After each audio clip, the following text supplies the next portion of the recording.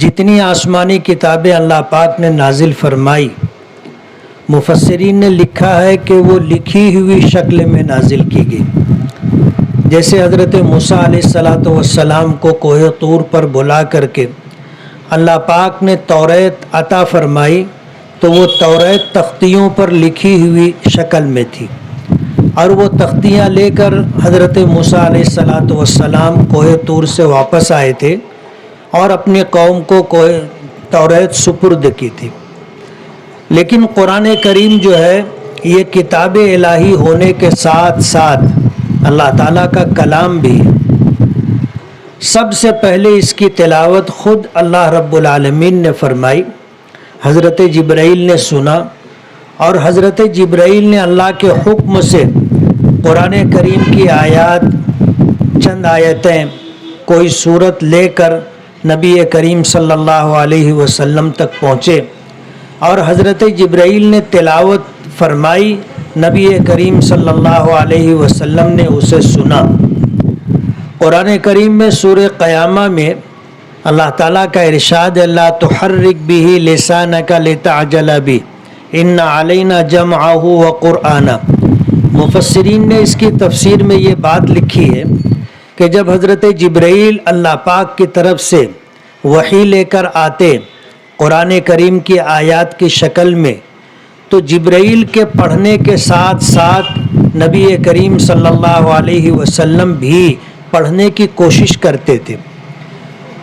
اور اس دوہرے عمل سے آپ کو مشقت ہوتی تھی۔ ایک تو حضرت جبرائیل کی لائی ہوئی آیتوں کو بغور سننا اور اسی کے ساتھ ساتھ پڑھنا، اسی لیے ایک وقت میں دو کام پوری توجہ کے ساتھ یا کامل توجہ کے ساتھ انجام دینا بہت مشکل ہے۔ کسی ایک کام کی طرف سے بے توجہی ہو جاتی ہے، اور حضور پاک صلی اللہ علیہ وسلم کو اس عمل سے مشقت ہوتی تھی۔ اللہ پاک نے منع کیا کہ میرے محبوب آپ اپنی زبان کو حرکت نہ دیں۔ آپ حرکت اس لیے دیتے ہیں کہ قرآن کریم جو آپ پر اتارا گیا ہے اور جبرائیل جو آیات یا صورتیں لے کر کے آئے ہیں وہ اسے یاد ہو جائے، آپ اس لیے پڑھنے کی کوشش کرتے ہیں۔ لتعجل بہ، اللہ پاک نے آپ کو اطمینان دلایا، ان علینا جمعہ وقرآنہ کہہ کر کے، کہ قرآن کریم آپ سے پڑھوا لینا اور قرآن کریم کو آپ کے سینے میں محفوظ کر دینا، جمع کر دینا، یہ ہماری ذمہ داری ہے۔ ابھی آپ نے یہ بات سنی کہ کائنات انسانی میں سب سے اشرف، سب سے بہتر اور نبی کریم صلی اللہ علیہ وسلم جیسی ذات جو اللہ کو سب سے زیادہ محبوب تھی، اللہ تعالیٰ نے اپنے نبی سے یہ بات کہی تھی کہ ہم اسے آپ کے سینے میں جمع کروا دیں گے اور ہم ہی آپ سے پڑھوا دیں گے اور اسے آپ کے سینے میں جمع کروا دیں گے۔ یعنی قرآن کریم کے سب سے پہلے حافظ جناب رسول اللہ صلی اللہ علیہ وسلم کی ذات گرامی ہے۔ علماء نے لکھا ہے کہ خواتین میں سب سے پہلی حافظہ حضرت عائشہ صدیقہ رضی اللہ تعالی عنہا تھی، تو مردوں میں سب سے پہلے حافظ نبی کریم صلی اللہ علیہ وسلم، اور خواتین میں سب سے پہلی حافظہ حضرت عائشہ صدیقہ رضی اللہ تعالی عنہا۔ آج ہم لوگ اس بات کو محسوس کرتے ہیں کہ اللہ تعالیٰ نے اس جماعت میں آپ کو شامل فرما لیا جس کے سرخیل، جس کے قائد، جس کے رہنما، جس کے سردار نبی کریم صلی اللہ علیہ وسلم ہیں، اور خواتین میں حضرت عائشہ صدیقہ رضی اللہ تعالی عنہا ہے۔ اور یہ اللہ کی عطا و بخشش ہے، یہ کسی کا اپنا ذاتی کمال نہیں ہے، ورنہ دنیا میں ایسے لوگ بھی گزرے ہیں جن کی قوت حافظہ ہم سے بہت زیادہ اچھی تھی۔ کتابوں میں واقعہ آتا ہے کہ ایک بادشاہ تھا، اس نے اس بات کا اعلان کیا کہ کوئی اگر مجھے ایسا قصیدہ یا ایسی حمد یا ایسی نعت یا ایسی نظم سنائے جو مجھے یاد نہ ہو تو اسے انعام دیا جائے گا۔ اب جتنے بھی شعراء تھے اپنا اپنا کلام لے کر کے بادشاہ کے دربار میں پہنچتے تھے، سناتے تھے۔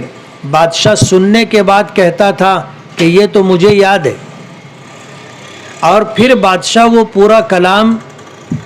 سنا دیا کرتا تھا، اور پھر شاعر سے کہتا تھا کہ اگر تمہیں یقین نہ ہو تو میرے وزیر کو بھی یاد ہے، تو پھر وزیر سے کہتا تھا تو وزیر بھی سنا دیا کرتا تھا، اور پھر بادشاہ کہتا تھا کہ تم کو مزید اطمینان ہو جائے یہ کلام تو میری باندی کو بھی یاد ہے، پھر بادشاہ کی جو باندی تھی وہ بھی سنا دیا کرتی تھی۔ تو شاعر اپنا منہ لے کر کے رہ جایا کرتا تھا، کسی شاعر کو انعام نہیں ملتا تھا۔ وجہ اس کی یہ تھی کہ بادشاہ کی قوت حافظہ ایسی تھی کہ وہ ایک مرتبہ سنتا تھا تو اسے یاد ہو جاتا تھا، جب اسے یاد ہو گیا تو وہ سنا دیا کرتا تھا۔ اور وزیر کی یادداشت ایسی تھی کہ وہ 2 مرتبہ سنتا تھا تو اسے یاد ہو جاتا تھا۔ پہلی مرتبہ اس نے شاعر سے سنا، دوسری مرتبہ وہی کلام بادشاہ سے سنا تو وزیر کو یاد ہو جاتا تھا تو وزیر سنا دیتا تھا۔ اور پھر ایسا بھی ہوتا تھا، پھر جب باندی سناتی تھی تو باندی ایسی تھی کہ اسے 3 مرتبہ سننے سے یاد ہوتا تھا، تو وہ پہلے شاعر سے سنتی تھی، پھر بادشاہ سے سنتی تھی، اور پھر وزیر سے سنتی تھی، تو 3 مرتبہ سننے کے بعد اسے بھی وہ کلام یاد ہو جاتا تھا، تو وہ بھی سنا دیا کرتی تھی۔ اب شعراء پریشان تھے، کہتے ہیں نا کہ شعر کا سوا شعر ہوتا ہے۔ ایک شاعر آیا، اس نے اپنا قصیدہ، اپنا کلام سنانا شروع کیا، اور درمیان میں وہ رک گیا، اور اس نے بادشاہ سلامت سے پوچھا کہ آپ کو یہ قصیدہ یاد ہے؟ تو بادشاہ نے کہا کہ ہاں مجھے یاد ہے۔ تو شاعر نے کہا کہ آدھا میں نے سنا دیا ہے، اب آگے کا آدھا آپ سنا دے۔ اب ظاہر بات ہے بادشاہ نے جو سنا تھا اتنا ہی اس کو یاد تھا، آگے کا آدھا قصیدہ تو اس نے سنا ہی نہیں تھا، تو سناتا کیسے؟ بتانا یہ ہے کہ دنیا میں ایسے لوگ ہیں جن کی یادداشت اتنی اچھی ہوتی ہے، قوت حافظہ اتنا زبردست ہوتا ہے کہ ایک مرتبہ سنے، چند مرتبہ سنے تو انہیں یاد ہو جاتا ہے۔ ماضی قریب میں علامہ انور شاہ کشمیری رحمۃ اللہ علیہ گزرے ہیں۔ اللہ تعالیٰ نے ایسی یادداشت عطا کی تھی جس کی مثال 1000 سال میں ملتی نہیں۔ حج کے لیے تشریف لے گئے، اور جس زمانے میں حج کے لیے گئے تھے وہ بادبانی کشتیوں سے حج کا سفر ہوتا تھا، 6 مہینے کا سفر تھا۔ مصر ہوتے ہوئے حج کے لیے جانا ہوا تھا۔ مصر پہنچے تو طبیعت کے مطابق مصر کے کتب خانے میں گئے، اور وہاں انہوں نے فقہ حنفی پر ایک کتاب دیکھی، اور اس کتاب کو دیکھنے کے بعد انہوں نے محسوس کیا کہ یہ کتاب ایسے مسائل پر مشتمل ہے جو مفتہ بھی ہیں، اس لیے یہ کتاب چھپنی چاہیے۔ وہ کتاب وہاں پر مخطوطات میں تھی اور قلمی نسخہ تھا، وہ کتاب شائع نہیں ہوئی تھی، چھپی نہیں تھی۔ تو علامہ انور شاہ کشمیری رحمۃ اللہ علیہ نے وہیں بیٹھ کر کے اس کتاب کو از اول تا آخر پڑھا، اور پڑھ لینے کے بعد کتاب جہاں سے لی تھی وہاں رکھ دی، اور اس کے بعد آگے حج کے لیے حج کے سفر میں بڑھ گئے۔ حج کیا، مدینہ منورہ حاضری دی، اور اس کے بعد پھر ہندوستان واپسی ہوئی، تو اس میں تقریباً 6 ماہ کا عرصہ لگ گیا تھا۔ واپس آنے کے بعد جس کتاب کو انہوں نے مصر کے کتب خانے میں ایک مرتبہ پڑھا تھا، اس کتاب کو یہاں اپنی یادداشت کے ذریعے لکھوایا، اور اس کتاب میں 2 جگہ فقہی اعتبار سے کچھ کوتاہی تھی، اسے درست کیا، اور اس کتاب کو ہندوستان میں چھپوایا، اور چھپوانے کے بعد اس کے 2 نسخے مصر کے اس کتب خانے میں ہدیتاً بھیجے۔ جب یہ چھپی ہوئی کتاب وہاں پہنچی تو اس کتب خانے کے ذمہ داراں کو یہ بدگمانی ہوئی کہ وہ ایک ہندوستانی عالم آیا تھا، وہ یہ کتاب شاید چرا کر کے لے گیا۔ انہوں نے جا کر کے فوراً اپنے کتب خانے میں اس مقام پر دیکھا جہاں کتاب ہونا چاہیے تھی، تو کتاب وہاں پر موجود تھی. انہیں حیرت ہوئی، بعد میں انہیں اس بات پر تعجب اور حیرت ہوئی کہ اس کتاب کو ایک مرتبہ پڑھنے والے نے پڑھا تھا اور کتاب از اول تا آخر زبانی یاد ہو گئی اور جا کر کے اسے چھپوا کر کے بھیجا.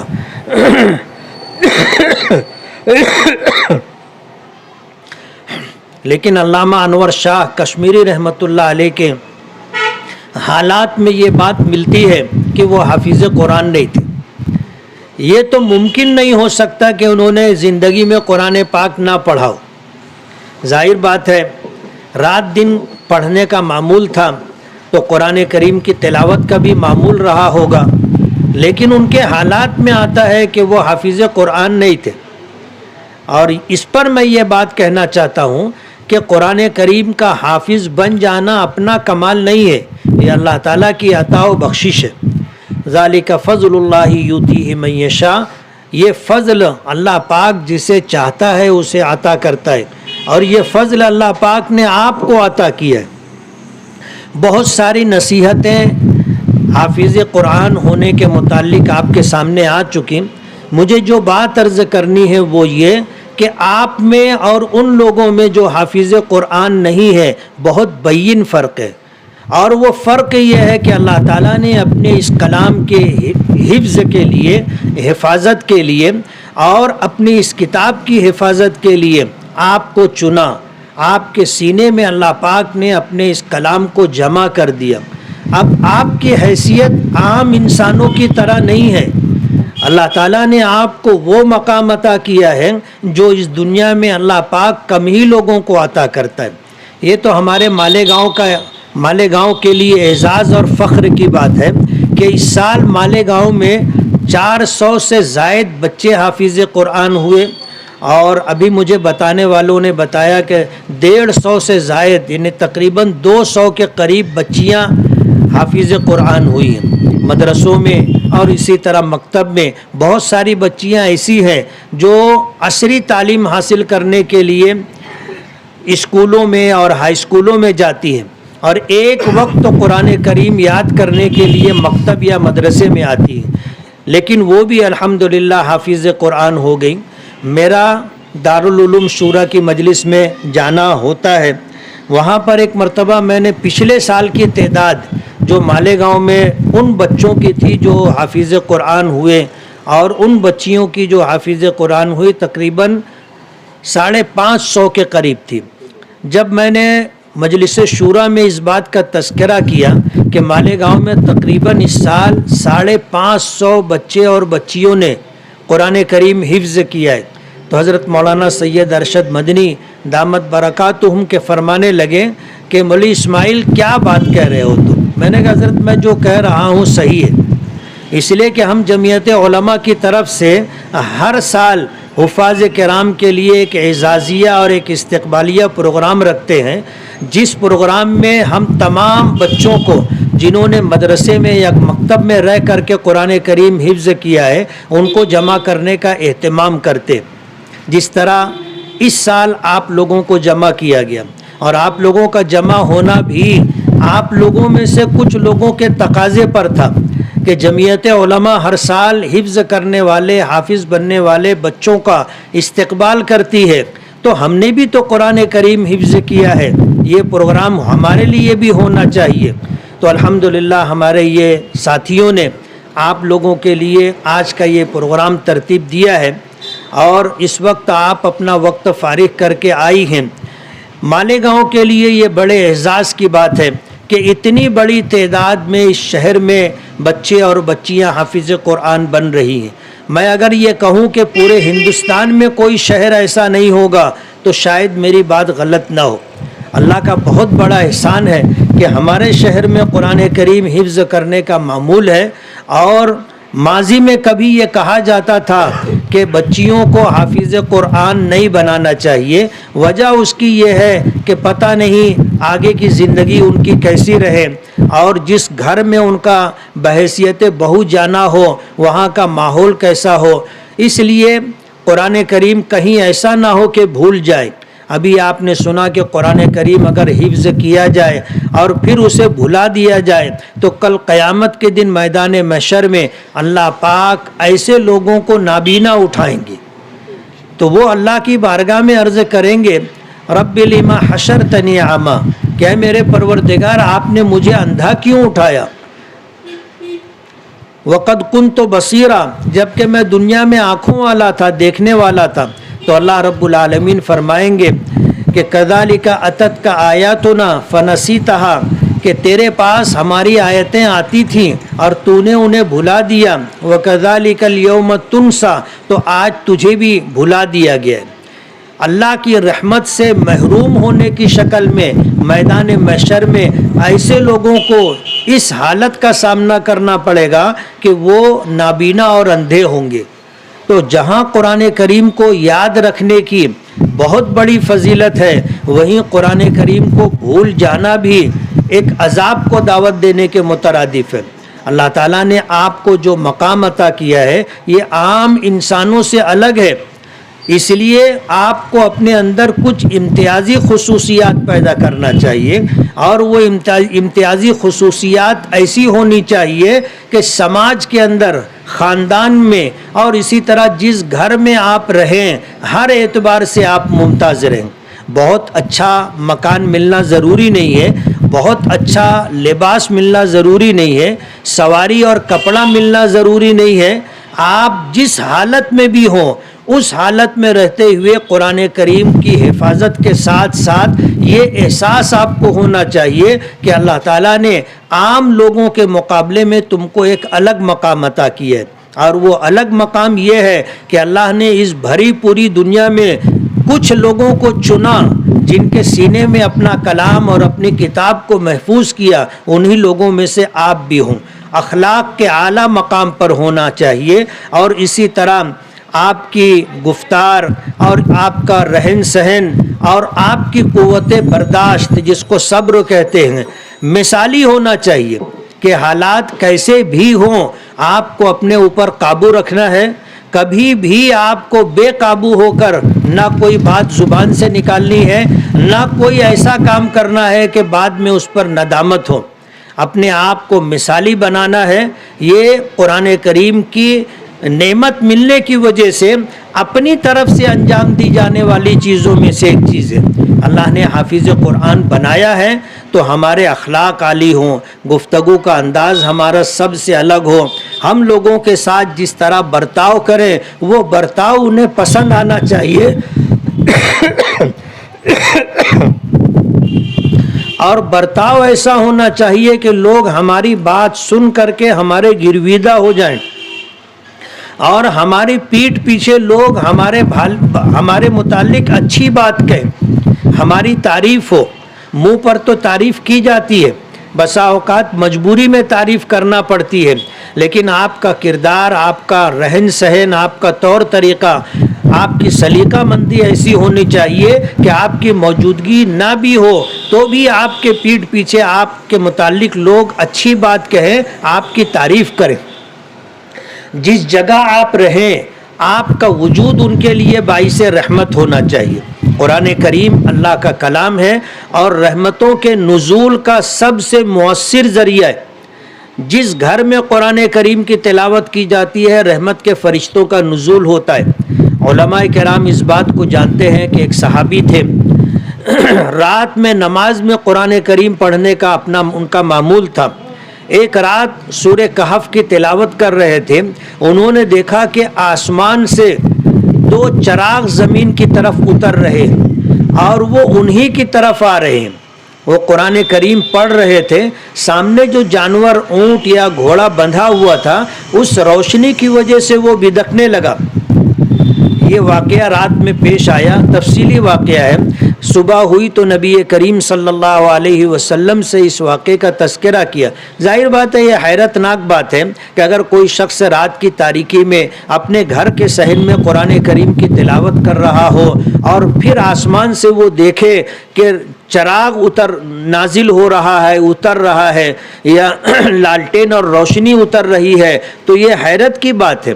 اور اسی بات کی وجہ سے انہوں نے نبی کریم صلی اللہ علیہ وسلم سے اس بات کا تذکرہ کیا تو حضور پاک صلی اللہ علیہ وسلم نے فرمایا کہ یہ فرشتے تھے جو اللہ پاک کی طرف سے رحمت لے کر کے نازل ہو رہے تھے۔ تو قرآن کریم جہاں پڑھا جاتا ہے وہاں پر رحمتوں کا نزول ہوتا ہے۔ اللہ تعالیٰ نے جو اللہ تعالیٰ کی جو صفت ہے، صفت رحمان و رحیمیت، حدیث پاک میں آتا ہے کہ اللہ نے اپنی رحمت کے 100 حصے کیے اور ایک حصہ رحمت کا اللہ پاک نے اس دنیا میں اتارا اور تمام مخلوقات میں اسے تقسیم کیا۔ حضور پاک صلی اللہ علیہ وسلم نے فرمایا کہ اسی ایک رحمت میں سے تھوڑا سا حصہ جو بھیڑیے کی خونخوار مادہ کے حصے میں آیا، جس کی وجہ سے وہ اپنے بچوں کی پرورش کرتی۔ تو بتانا یہ ہے کہ اللہ تعالیٰ کی رحمت، ایک رحمت پوری دنیا میں تقسیم کی گئی، جس میں سے کچھ حصہ آپ کو بھی ملا، کچھ حصہ مجھے بھی ملا، اور سب کو اللہ پاک نے عطا کیا۔ اسی رحمت کی وجہ سے ہم اگر کوئی تکلیف دہ صورتحال سے دوچار ہوتے ہیں تو آنکھوں میں آنسو آ جاتا ہے۔ حضور پاک صلی اللہ علیہ وسلم نے ایک مرتبہ حضرت زینب رضی اللہ تعالی عنہا کے بیٹے کا انتقال ہو رہا تھا، آپ کا بلانا آیا، آپ نے تسلی کے کلمات کہہ کر کے بلانے والے کو واپس کیا، پھر دوبارہ بلانا آیا، آپ نے واپس کیا، تیسری مرتبہ حضرت زینب رضی اللہ تعالی عنہا نے قسم دی تو حضور تشریف لے گئے، اور جب وہاں گئے تو جا کر کے اپنے نواسے کو جاں کنی کی حالت میں دیکھا، اپنی گود میں لیا، اور اس بچے نے حضور کی گود میں زندگی کی آخری سانسیں لی۔ بچے کا انتقال ہو گیا، آپ رو رہے تھے، آپ کے ماموں حضرت سعد ابن مالک آئے، کہنے لگے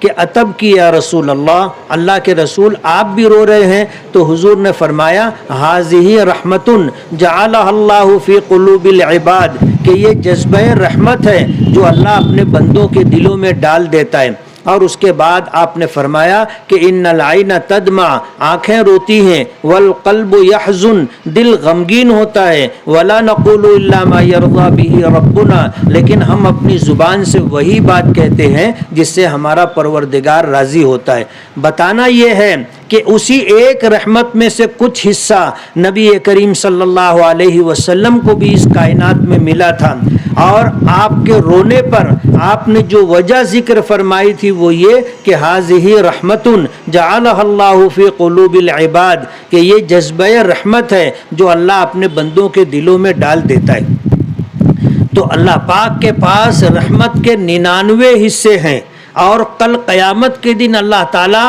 اپنی اس صفت رحمت کا ظہور فرمائے گا۔ میدان محشر میں جب لوگ نفسی نفسی کے اندر مبتلا ہوں گے، اس وقت حافظ قرآن کا بھی یہی عالم ہوگا کہ وہ بھی اپنے تئیں فکر مند ہوگا کہ میری نجات کیسے ہوگی، میرا کیا بنے گا۔ اس موقع پر اللہ پاک کی طرف سے حافظ قرآن کو کہا جائے گا کہ میں نے تجھے حافظ بنایا ہی اس لیے تھا، اور تیرے سینے میں اپنے کلام اور اپنی کتاب کو محفوظ اس لیے کیا تھا کہ تجھے بخشنا ہے اور تجھے جنت عطا کرنا ہے، میں نے تجھے حافظ اسی لیے بنایا تھا۔ تو حافظ قرآن کے لیے بہت بڑی سعادت ہے، مگر یہ فیصلہ جو میدان محشر میں اللہ پاک کی طرف سے ہوگا وہ ایک شرط کے ساتھ مشروط ہے، اور وہ شرط یہ ہے کہ زندگی کی آخری سانس تک قرآن کریم کو یاد کرنے کی فکر کرتا رہے، اور اس کے لیے یہ ہے کہ آدمی کم سے کم روزانہ 3 پارہ دیکھ کر کے پڑھے، اور اس سے قرآن کریم یاد بھی رہے گا اور قرآن کریم کے اوراق پر نظر بھی جم جائے گی۔ ہم نے مالیگاؤں میں ایسے حافظ کو بھی دیکھا ہے کہ جو ساری زندگی قرآن کریم دیکھ کر کے پڑھتے تھے، اور کبھی انہیں تراویح میں متشابہ نہیں لگتا تھا اور بھولتے بھی نہیں تھے، لقمے کی ضرورت نہیں پڑتی تھی۔ میں نے ان سے بات کی تو وہ کہنے لگے کہ میں ہمیشہ قرآن پاک دیکھ کر کے پڑھتا ہوں، اور دیکھ کر پڑھنے کی برکت یہ ہے کہ جب کبھی میں نماز میں قرآن کریم پڑھتا ہوں، چاہے وہ نفل نماز ہو چاہے تراویح ہو، اگر کہیں خدا نخواستہ میں اٹک جاؤں تو میں صرف آنکھ بند کرتا ہوں تو وہ قرآن کریم میری آنکھوں کے سامنے ہوتا ہے، اور ایسا لگتا ہے جیسے میں قرآن کریم دیکھ رہا ہوں۔ تو میں اسے دیکھ کر کے اپنی چشم تصور سے دیکھ کر کے اپنی اس غلطی بھول کو ٹھیک کر لیتا ہوں۔ تو قرآن کریم دیکھ کر پڑھنے کی برکت سے جہاں بینائی محفوظ رہتی ہے اور بینائی تیز ہوتی ہے، وہیں پر قرآن کریم ہماری نگاہوں میں اور دل و دماغ میں رچ بس جاتا ہے، جس کی وجہ سے قرآن کریم نہ بھی سامنے ہو تو ایسا محسوس ہوتا ہے جیسے قرآن کریم سامنے ہے۔ اس لیے آخر زندگی تک قرآن کریم کو یاد رکھنے کی فکر کرتا رہے، تلاوت کرتا رہے، اور قرآن کریم کے حلال کو حلال، حرام کو حرام سمجھے اور قرآنی احکامات پر عمل کرتا رہے۔ جب اس طرح دنیا سے جائے گا تو انشاءاللہ یہ حفظ قرآن اسے جنت میں لے جانے کا ذریعہ اور سبب بنے گا، اور یہی حفظ قرآن پاک کی بدولت اللہ پاک حافظ قرآن کو ایسے 10 افراد کی شفاعت کا حق دے گا اس کے خاندان کے، جو اپنی بدعمالیوں کی وجہ سے جہنم کے مستحق ہو چکے ہوں گے۔ حافظ قرآن ان کی سفارش کرے گا، اللہ پاک حافظ قرآن کی سفارش قبول فرمائیں گے اور اپنا فیصلہ تبدیل فرمائیں گے، اور جہنم میں جانے والے شخص کو حافظ قرآن کی شفاعت پر جنت عطا کریں گے۔ تو یہ بہت بڑا اعزاز ہے جو اللہ پاک نے ہمیں عطا کیا ہے۔ حدیث پاک میں آتا ہے کہ یہ اتنی بڑی نعمت ہے کہ جس کو اللہ تعالیٰ حافظ قرآن بنا دے، وہ حافظ قرآن بننے کے بعد کسی کی بنگلے کو دیکھ کر کے اور کسی کی اچھی سواری کو دیکھ کر، کسی کے اچھے کپڑے کو دیکھ کر اور کسی کی مالداری کو دیکھ کر اگر یہ سوچے کہ اللہ نے اسے مجھ سے زیادہ نوازا ہے تو اس نے حفظ قرآن پاک کی ناقدری کی۔ نبی کریم صلی اللہ علیہ وسلم کے ارشاد مبارک کے مطابق یہ نعمت جو آپ کو اللہ پاک نے عطا کی ہے، دنیا کی کوئی نعمت اس کی برابری نہیں کر سکتی۔ اتنی بڑی نعمت اللہ پاک نے آپ کو عطا کی ہے۔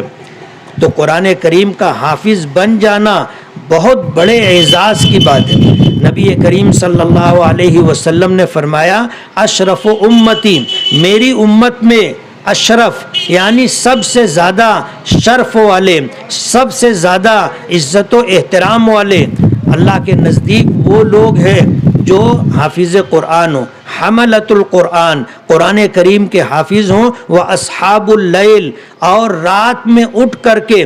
تہجد پڑھنے والے، رات میں اٹھ کر کے اللہ کی عبادت کرنے والے۔ یہ دو طبقہ ہے، ایک حافظ قرآن کا اور ایک شب بیدار، یعنی جن کی راتیں اللہ کی عبادتوں سے آباد ہوں۔ ایسے لوگ اس امت میں حضور کے فرمان کے مطابق سب سے زیادہ شرف و عزت والے ہیں۔ اس لیے اللہ نے آپ کو یہ مقام تو دے دیا، اب آپ سے یہ گزارش ہے کہ جب اللہ نے حافظ قرآن بنا دیا تو رات میں اٹھ کر کے عبادت کا معمول بننا چاہیے۔ آپ رات میں اٹھیں اور رات میں اٹھ کر کے آپ چاہے تھوڑی عبادت کریں، 2 رکعت تہجد پڑھ لیں اور اس میں کچھ قرآن پاک پڑھ لیں، روزانہ نفل میں قرآن پاک پڑھنے کا معمول بنائیں۔ اگر یہ اہتمام آپ کرو گے تو انشاءاللہ قرآن پاک ہمیشہ یاد رہے گا۔ یہ ضروری نہیں ہے کہ پورا قرآن پاک ایسا ازبر ہو کہ ایک نشست میں آپ پورا قرآن پاک سنا سکیں، یہ ضروری نہیں ہے۔ ایسی یادداشت اللہ کم لوگوں کو دیتا ہے، محنت کرنے پر یہ چیز اجاگر ہوتی ہے۔ اگر آپ کی یادداشت ایسی نہیں ہے تو بھی آپ جو پارا یاد کرنا چاہیں اور آپ کے یاد کرنے سے یاد ہو جائے تو بھی اللہ پاک آپ کو یہ اعزاز عطا کریں گے۔ حدیث پاک میں آتا ہے کہ جب حافظ قرآن جنت میں جائے گا تو اس کے مقام و مرتبے کے تعین کے لیے اللہ پاک فرمائیں گے، اقرا ورتقی ورتل کما کنت ترتل فی الدنیا فإن منزلتک عند آخر آیت تقرأها، کہ قرآن کریم پڑھ، اقرا ورتقی، اور جنت کے درجات چڑھتا جا، قرآن کریم پڑھتا جا، جنت کے درجات طے کرتا جا، اور جس طرح دنیا میں تو ٹھہر ٹھہر کر اطمینان سے قرآن کریم پڑھا کرتا تھا اسی طرح قرآن کریم کی تلاوت کر۔ اور پھر فرمایا کہ تیرے مقام و مرتبے اور تیرے بلندی کی انتہا وہاں ہوگی جہاں تو آخری آیت پڑھ کر کے رک جائے گا۔ ظاہر بات ہے پہلی آیت ہے الحمدللہ رب العالمین، آخری آیت ہے من الجنۃ والناس، اس کے اوپر ہم اضافہ نہیں کر سکتے۔ بعض لوگ سورہ رحمان پڑھتے ہیں اور آخری آیت پڑھنے کے بعد پھر پڑھ لیتے ہیں فَبِأَيِّ آلَاءِ رَبِّكُمَا تُكَذِّبَانِ، یہ قرآن کریم پر اضافہ ہے، اس کی اجازت نہیں ہے۔ تو مجھے جو بات عرض کرنی ہے وہ یہ کہ اللہ نے آپ کو وہ مقام و مرتبہ عطا کیا ہے، اور اس دنیا میں اللہ نے آپ کو وہ نعمت اور دولت عطا کی ہے جو اللہ اپنے کم ہی بندوں کو دیا کرتا ہے۔ آپ دیکھو 500، 550، 600 آج تعداد ہے مالیگاؤں میں اس سال حافظ ہونے والوں کی، لیکن مالیگاؤں میں تعداد 3 لاکھ سے اوپر ہے، ندی کے اس طرف رہنے والوں کی تعداد 3 لاکھ سے اوپر تو ووٹر ہیں، اور جن کی ووٹ نہیں آتی وہ اس کے علاوہ ہیں۔ تو آپ اندازہ کرو کہ 6-7 لاکھ کی آبادی میں اللہ تعالیٰ نے 500-600 لوگوں کو اس نعمت کے لیے چنا، آپ انہی لوگوں میں سے ہو۔ اللہ تعالیٰ یہ اپنے فضل سے، اپنے کرم سے جب اس نے یہ نعمت عطا کی ہے تو ہمیں قدردانی کی توفیق عطا فرمائے۔ میں ان تمام احباب کی طرف سے، مالیگاؤں والوں کی طرف سے، جمعیت علماء کی طرف سے، شہر کے علماء، ائمہ اور دیگر دینی تنظیموں کی طرف سے آپ سبھی کو، آپ کے والدین کو اور آپ کے سرپرست حضرات کو دل کی گہرائیوں سے مبارکباد دیتا ہوں، اور دعا ہے کہ اللہ تعالیٰ اس نعمت کے لیے جس طرح آپ کو چنا ہے اللہ تعالیٰ اس کی قدردانی عطا فرمائے، اور اس نعمت کی بدولت اس دنیا اور اسی طرح آخرت میں اللہ تعالیٰ کامیابی، کامرانی، سرخروئی عطا فرمائے۔ قرآن کریم کے حفظ پر اللہ پاک نے جو وعدہ فرمایا ہے اور اللہ کے نبی کی طرف سے جو بشارتیں ہمیں ملی ہیں، اللہ تعالیٰ وہ سارے وعدے، وہ ساری بشارتیں آپ کے حق میں پورا فرمائے، اور یہ آپ کے والدین کے لیے اعزاز کی بات ہے۔ والدین کے متعلق آتا ہے کہ میدان محشر میں انہیں نور کے منبر پر بٹھایا جائے گا، اور ان کے سر پر ایسا تاج رکھا جائے گا جس کی روشنی چاند اور سورج سے بڑھ کر کے ہوگی۔ لوگ سمجھیں گے یہ پچھلی امتوں کے نبی ہیں، تو انہیں بتایا جائے گا کہ یہ پچھلی امتوں کے نبی نہیں بلکہ یہ حافظ قرآن ہے۔ تو یہ اعزاز آپ کو جو ملا ہے یہ آپ کے والدین کے لیے بھی بہت بڑے اعزاز کی بات ہے۔ اللہ تعالیٰ اس نعمت کو تا دم آخری باقی رکھے، اور قرآن کریم کے حفظ کو باقی رکھنے کی ہمیں فکر عطا فرمائے، اور رات کے اوقات میں اور دن کے اوقات میں اس کی تلاوت کی ہمیں توفیق عطا فرمائے۔ وآخر دعوانا ان الحمد للہ رب العالمین۔